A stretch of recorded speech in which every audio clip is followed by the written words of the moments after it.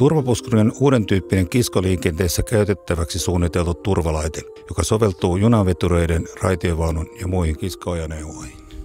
Puskurin tarkoituksena on vaimentaa ihmisten, eläinten tai kiskolla olevien asiankuulumattomien esineiden kanssa mahdollisesti tapahtuvat yhteentörmäykset ja siirtää nämä pois raiteilta.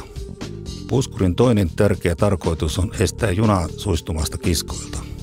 Puskuri muodostuu tyynyistä, jotka joko kuljettajan toimesta tai automaattisesti täyttyy painekaasulla ennen törmäystä tai yliajotilannetta. Täytyttyään puskuri on muodoltaan kiilamainen, minkä vuoksi se poistaa raiteilta olevat henkilöt tai esineet raiteiden sivuun, jolloin vauriot jäävät mahdollisimman vähäisiksi.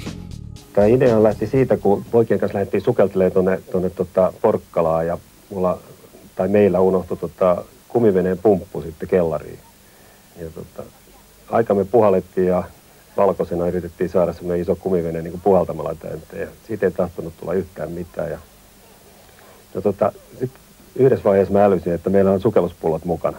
Niissä 200 baaria paineilmaa. Mä sanoin kaverille, että nostatpas pikkuset päätä, niin kokeillaan. Ja se oli sekunti auki tämä kumivene ja naurettiin siinä aikamme ja päästiin merelle sitten tosiaan. Ja siitä se jäi kytemään sitten, että tämä idea täytyy jotenkin hyödyntää. Siis, että Normaaliasennossa ennen yhteentörmäystä puskuri on kokoon käännettynä pieneen tilaan ja kiinnityttynä rungon etuosaan sille varattuun tilaan.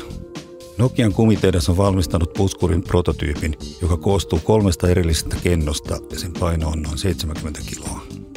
Puskurin materiaalina käytettiin kudosvahvistettua kumimateriaalia. Laukaasuun käytettiin paineenalaista typpeä ja sen täyttymisaika on muutaman sekunnin luokkaa. Seuraava prototyyppi on tarkoitus valmistaa luodinkestävästä kelvarkuidusta Suomen VTT:n ja Ruotsin VTI:n suunnitelmien mukaisesti. VTT:n tekemissä tutkimuksissa on selvitetty turvapuskurin vaikutusmahdollisuuksia kisko- ja tieliikenteen välisissä onnettomuuksissa. Puskurin arvioitiin voivan vähentää kuolleiden jalankulkijoiden määrää jopa 45%, mikä on toistakymmentä ihmishenkeä vuodessa. Tekniikka itsessään on arkipäivää muissa joukkoliikennemuodoissa, lentoliikenteessä ja laivaliikenteessä. Vastaava ja nykylainsäädännön mukainen pakollinen turvatekniikka asennetaan niihin jo valmistusvaiheessa. Vastaava tekniikka on tuttu myös autojen airbagista. Yllätykseksi kyllä niin kuin muu maailma on kovin kiinnostunut. Mulla tulee postia ympäri maailmaa, että missä mennään. VTI Ruotsista kysyy koko ajan, että no, mihin se nyt katosi tämä idea.